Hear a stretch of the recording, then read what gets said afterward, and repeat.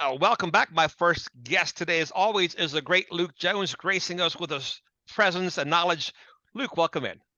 Dennis, how are you, my friend? Coming I'm off the bye week, glad to have a football game to talk about this week.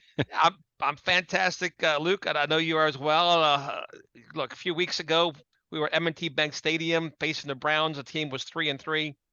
Big victory, 4-3. They ripped off two more wins after that. We have the arrival of Roquan Smith. So some exciting times at the stadium this Sunday. No question, and really, and we can certainly debate, how good it is, how much it not might not be as valuable in a big picture sense. But you just look at the schedule now moving forward, and look, games aren't played on paper. I get it; it's a week to week league.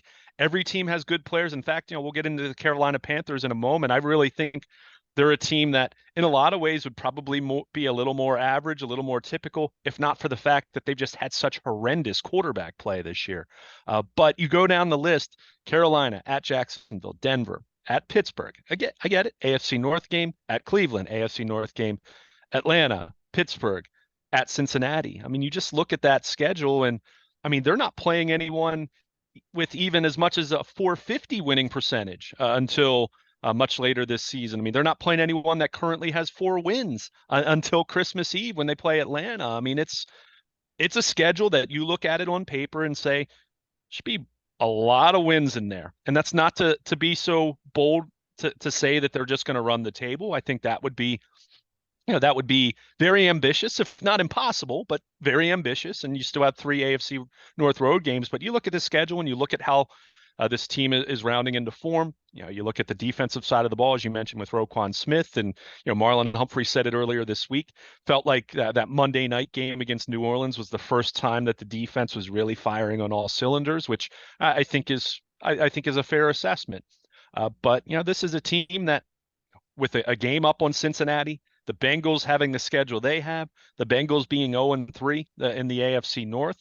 Let's face it, if the Ravens don't win the AFC North, something's really gone awry unless Cincinnati just becomes this overwhelming juggernaut that just rips through a really tough schedule. I mean, I see no reason why the Ravens won't win this division. Now, what that means for January and how much this, quote, easy schedule tests their mettle for the playoffs, I think, that's an interesting conversation there in terms of, would you like to have another test or two along the way that might be a little more stout? You can talk about that, but you play the games that are on your schedule. And if you're a Ravens fan coming out of this bye week, knowing they're getting healthier, knowing that for the most part, other than Marcus Williams and J.K. Dobbins, they kind of have their full assortment of players that are available this season anyway. It's time to start stacking wins and to build on the momentum that they had going into the bye week, having won those 3 games in a row, as you mentioned. There's definitely a path, Luke, at this point to the number one seed in the AFC, right? They can start sniffing the Super Bowl. There's definitely a path there, but still, in a parity laden week to week league, I mean, teams that are 3-6 right now, such as the Steelers, they still have a chance to make the playoffs. Yeah, and I mean, not that you expect those 3-6 teams to make the playoffs. I mean, I certainly don't expect the Steelers or the Browns. I mean, even if Deshaun Watson comes back and looks like the Deshaun Watson of 3-4 years ago, I'm certainly not expecting that from those teams. But how much difficulty can they give you along the way? I mean, I just mentioned, at Jacksonville, we talked about it. I mean, earlier in the year, I mean, the Jaguars had that dominant win over the Chargers, and I get it. The Chargers, haven't lived up to expectations, and they're banged up like every year, it seems. But that's a game, you got to go to Jacksonville and play well. I mean, as much as you talk about Russell Wilson and the Broncos offense being a mess, that defense has played really well. So, what does that game look like in terms of that? At Pittsburgh, at Cleveland, as I said, as much as the schedule looks very favorable, AFC North road games, especially for a Pittsburgh team that got TJ Watt back, their defense looked much more formidable than it had looked. Cleveland, again with Watson, although he doesn't play defense and the Browns can't stop anyone at this point, as the Dolphins proved this past week. But you kind of look at that list of games and look, I already went on the record. My initial season prediction was 11-6 and winning the division. I'm bumping that up to 12-5. I think this team is going to be that stout over the second half of the season, and the schedule should allow that. But you still have to go out there and do it. And as you mentioned, some of these teams that are just, I don't even want to say they're lying in the weeds, because that suggests that they're ready to make a run. I don't think these teams are going to make a run, but I do think some of them are fully capable of playing good football in a given week. And if the Ravens, get a couple injuries at the wrong position or just wake up on the wrong side of the bed, yeah, they could certainly be in trouble. Although certainly on Sunday against the Carolina team, where they're last I checked are a 13-point favorite over the Panthers. This is a Carolina team that, as I mentioned, you look at the rest of the roster, and there's certainly good players on both sides of the ball, but Baker Mayfield or PJ Walker, who of course is hurt, their quarterback play has just been horrendous. I mean, as much as we can talk about the Baker of a few years ago and some good performances he's had against the Ravens, even at times, he has been, by any measure you want to look. I mean, I think I looked at it, dead last in ESPN's QBR metric. I think he is 37th out of 39 quarterbacks in PFF's grading of qualified quarterbacks, and he's 32nd out of 33 in passing a DVOA from Football Outsiders. And that's looking at the nerdy stats. Just look at what he's done in terms of yards per attempt and all of that. I mean, it's been an offense, a passing game specifically. They've been able to run the ball here of late when they can stay on schedule and have a proper game script, which I think is going to be very difficult for them on Sunday. But when you don't have even decent quarterback play, you don't have a shot in this league. So, we can talk about Lamar Jackson and debate where he ranks among the 5, 6, 7 best quarterbacks in the NFL.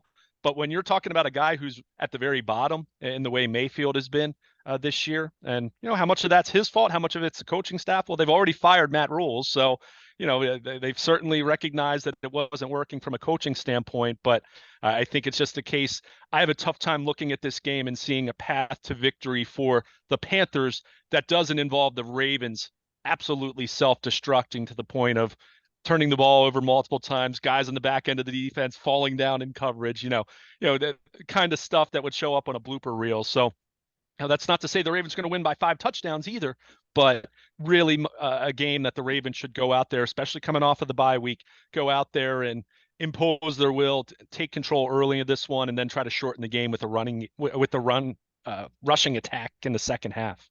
Yeah, I agree with you there, Luke. This is the type of game when you're playing a team like the Panthers who are going nowhere fast, you want to put them away at some point in the third quarter and rest your starters, get them out of there, because you just not want to win, but you want to come out of this game without injuries, right? This is a game that'd be my biggest fear if I was John Harbaugh. Put this team away early and put in some subs, right? Maybe you get Charlie Kohler some reps at tight end. Maybe you put David Ojabo in there for a few plays, but you take out your starters and you give your backup some playing time. Yeah, and it'll be interesting to see if the Ravens can put themselves in that position. I mean, as much as I think people still try to call back to 2019 way too much at this point. I mean, it was 3 years ago. It's a really different team, when you start to really look at the personnel. But, you think about that team at this point in the year was when they really started taking off and just completely boat race teams. And they were replacing starters and taking Lamar out and putting RG3 in the fourth quarter. But you look at how this team has played this year. I mean, even their biggest wins of the year, which were a 15-point win over the Jets, and they had the 14-point win over the Saints. Beyond that, I mean, 11-point win over the Patriots, but even that game was close until the fourth quarter. They haven't had these games where they've really crushed an opponent, and that's not. I'm not even saying that as a criticism. That's you don't see that a whole lot in the NFL. In fact, I mean, we've seen all these stats about how the average margin of victory in the NFL is smaller than it's been in a long, long time.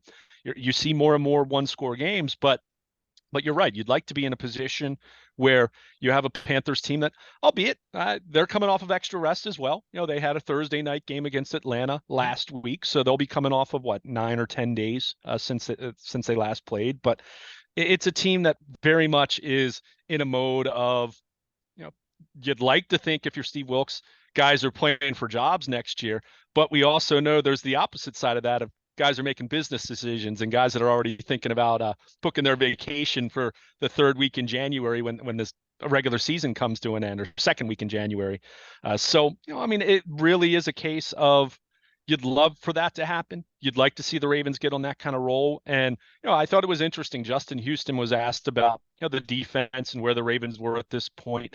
And he said, we're winning games, but we're not winning the games how we want to win them just yet. And I think that certainly, he's implying what you just suggested, as far as you'd like to see the Ravens get in a position where, some of these quote lighter opponents that they're facing here in the coming weeks, that you can play to a degree where you can jump out to a lead and maybe rest some guys. And because there is no more bye week, right? I mean, other than getting the number one seed, they're going to be in the playoff, for the playoffs, which, they have a shot. But I'd also say look at Kansas City's schedule, for example, before you get too optimistic there. I mean, their schedule is quite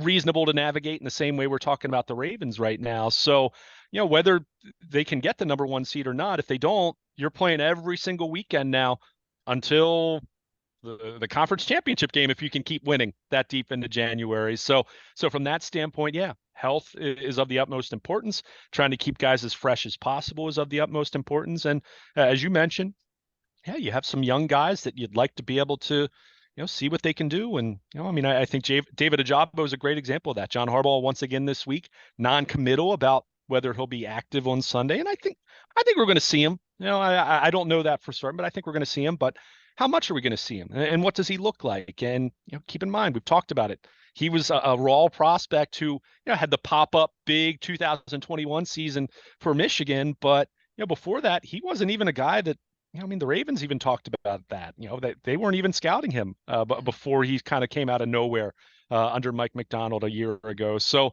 he didn't get spring practice reps. He didn't get summer practice reps. So any experience you can get him that's a little lower leverage, that's great, right? I mean, if you can get him some fourth quarter experience where, Baker Mayfield or maybe it's Sam Darnold, who knows, is passing and, they're behind by a few touchdowns and you're able to sub some guys in, you get them a chance to get some game reps, and maybe Ojabo is ready to contribute at a higher level as you get a little bit deeper into the season. So, we'll see. And ultimately, again, you have to go out and play good football. You certainly don't want to get in a position where you're turning the ball over or you're giving up a kick return for a touchdown or things of that nature, because that's what will turn this into a very close game where, you don't want to be in a position where, it could come down to a weird play here or there. As we kind of saw with what happened in that Giants game where the Ravens dominated statistically for 3 quarters, and then, well, they found a way to lose the football game. And credit the Giants, they found ways to win. So it really is a case of this team needing to focus on themselves, not look at the opponent as much, and say, oh, this game's easy. We can talk about that, right? We don't play. We can look ahead. But for the Ravens themselves, it's a matter of focusing on themselves, getting better, getting healthier, trying to fine tune things, trying to improve some areas that certainly need to be improved over the second half of the season, and just stacking wins and getting closer and closer to a division title and a playoff berth. Yeah, if I'm not John Harbaugh, but if I were him, I would be in no hurry to bring back Mark Andrews, for instance, in this game, or Gus Edwards. If I can win with Kenyon Drake at running back and Justice Hill and whoever they will add a tight end, Isaiah Likely, if you put Kohler in there for a bit. But to me, I think less is more for these guys, provided the Ravens do what they're supposed to do and take care of business. Now, this past Sunday, Luke, I started watching football at 9 o'clock in the morning until midnight. I saw the wonderful atmosphere in Munich, Germany, and saw a lot of football, including the Bills and the Vikings game.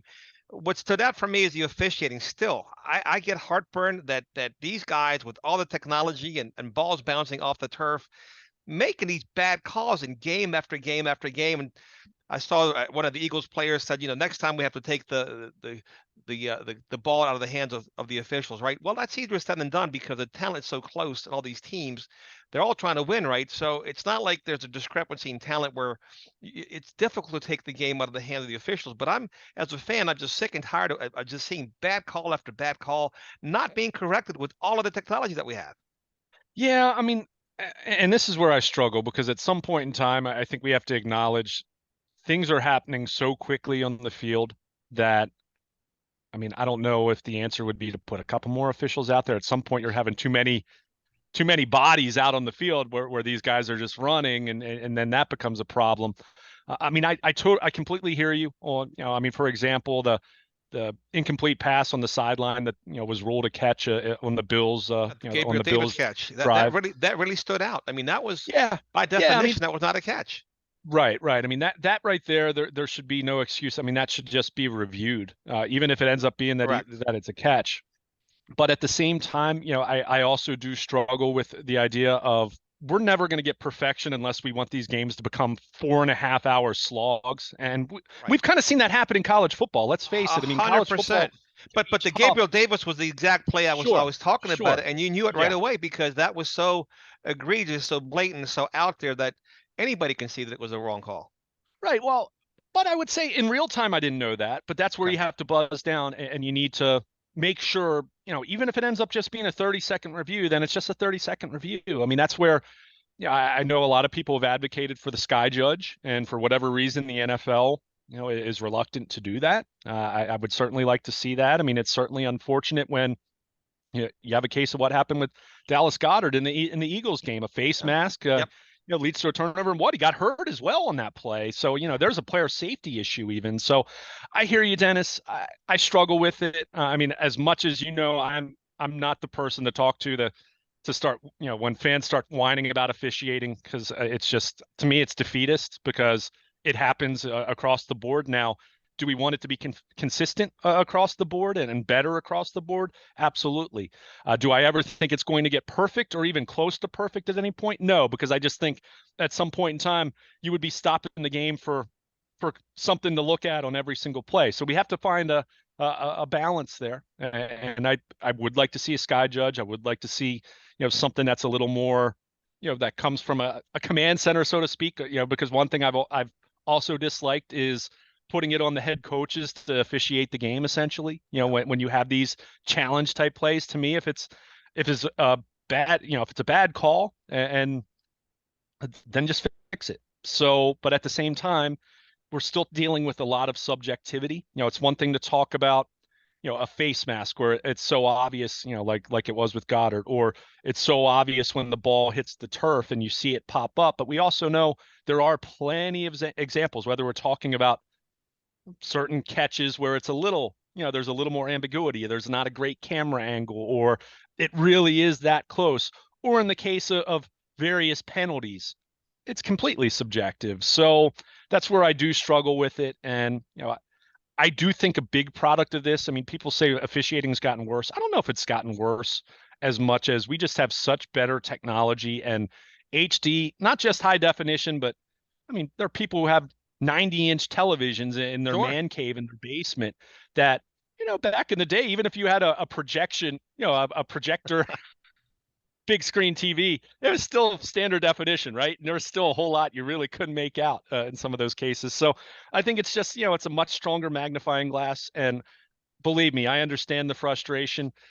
Do I have a perfect fix for it? No, because I don't think there such a thing exists really without completely ruining the entertainment value of the product. Because I know from having covered so many games, having attended so many games as a fan, one of my least favorite things are the games that you'll see an abundance of reviews and you're just sitting there, and between that and TV timeouts, you're just sitting around, and you get to a point where it's like, I'd rather be at home. At least I could go fix a snack in the refrigerator or go get a beer or whatever, rather than sitting in the stadium just watching watching replay reviews. So I hear you, and believe me, there's certainly some more egregious mistakes than others that could be rectified, and I'd really like to see a Sky Judge start with that, and then let's see where we go from there at the very least.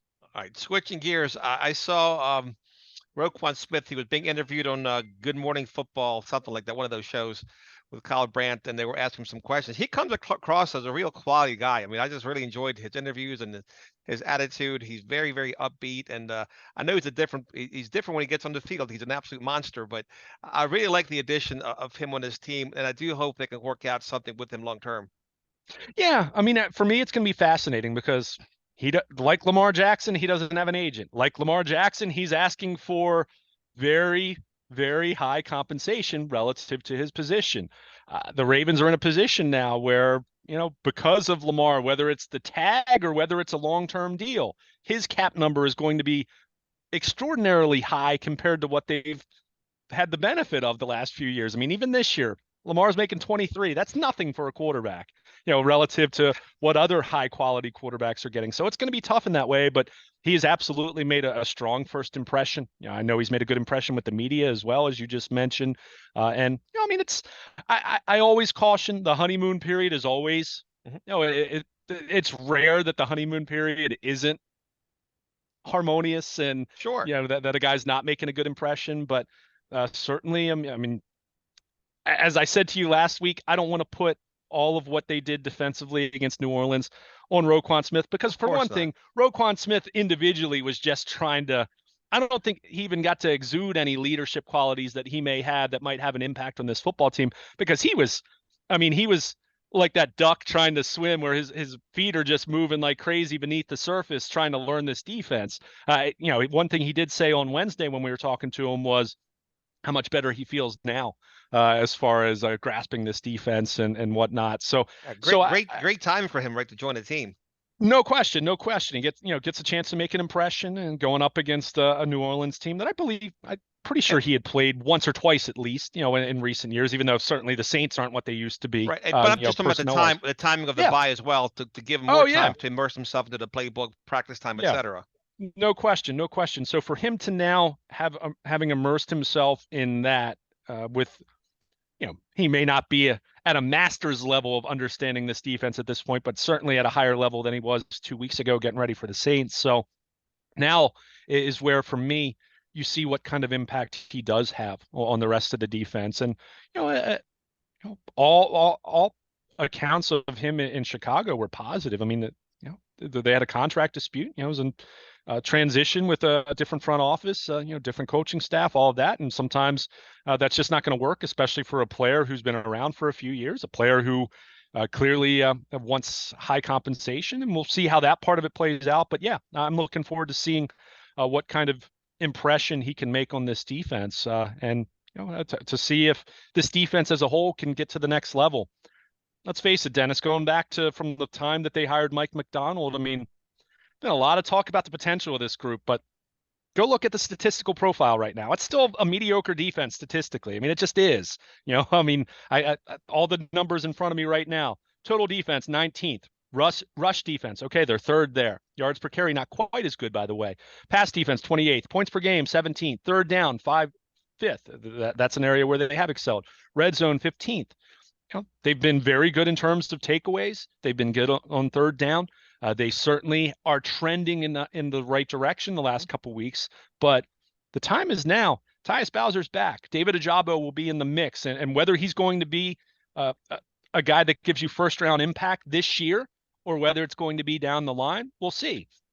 But other than Marcus Williams coming back, who is expected back in December, this defense kind of has the pieces that it's going to have for the rest of the year. So it's time to stack, especially as we talked about having a schedule that doesn't exactly have, isn't exactly a bunch of juggernauts that you're going to be facing offensively. I mean, Russell Wilson at this point, he's not Russell Wilson of old. He's been below average. You go down the list. I mean, Kenny Pickett, Deshaun Watson, yes, but Deshaun Watson hasn't played football in 2 years. Who knows what he's going to look like? And Jacoby Brissett actually, he hasn't been the Browns' problem this year. They've had a bunch of other issues. So you're facing a bunch of teams. Marcus Mariota with Atlanta, facing a bunch of teams until you get to Joe Burrow and the Bengals in Week 18, which who knows what you're going to be playing for at that point. The Ravens might be resting starters because they're kind of locked into whatever seed they might be, or or maybe they're playing for the AFC North. Who knows? Although that would be surprising to me. I think the Ravens will have it locked up a week or two before that. If you're asking me to predict, but the point is, this is a slate of opponents that this defense should eat. This defense should, quite frankly, they should look like a top 5 kind of unit the rest of the year. If they don't, feels like that's going to be a little disappointing if they're not. And this is where I'll call back to the impact of acquiring Roquan Smith. Think back to 3 years ago with Marcus Peters. That was a defense that was searching, quite frankly. Remember, they had their issues at linebacker. They kind of stabilized that with Bynes and LJ Fort being added to the mix, but it was a pass defense that still was kind of missing a piece or two. And they got Jimmy Smith. And Earl Thomas was part of the problem. It turned out versus part of the solution too, right?